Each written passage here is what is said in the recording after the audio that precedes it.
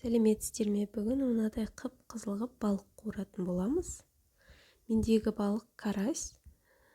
Алдымен карасьты тұздап аламыз. Тұз сеуіп, оны араластырып, жарты сағатқа тұз сіңу үшін қойып қоямыз. Мінекей мен балықты осылайынан тілдім. Үлкен болғандықтан ортасынан бөлдім. Тұз сеуіп араластырып аламыз. Балық қуырған кезде мен кристаллик және қызыл бұрыш қосып қуырамын. Дәмі өте ерекше болады. Кристаллик ол приправа сататын жерлерде сатылады.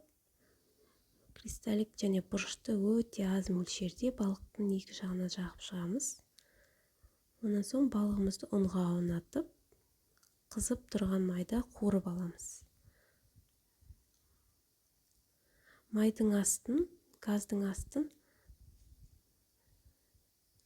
қуырған кезде өте қатты ашпаймыз. Орташа отта балығымызды салып,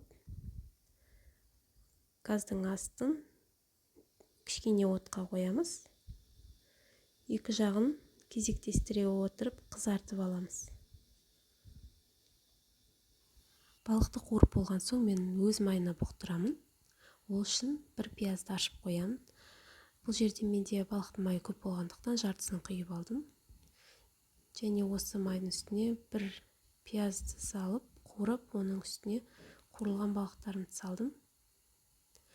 Және қақпағын жауып, 5-7 минутта кішкене отта бұқтырып алдым. Мінекей біздің балықтарымыз дайын, өте жұмсақ, дәмді. Балықты өзіңіздің қалаған гарниріңізбен қоюға болады.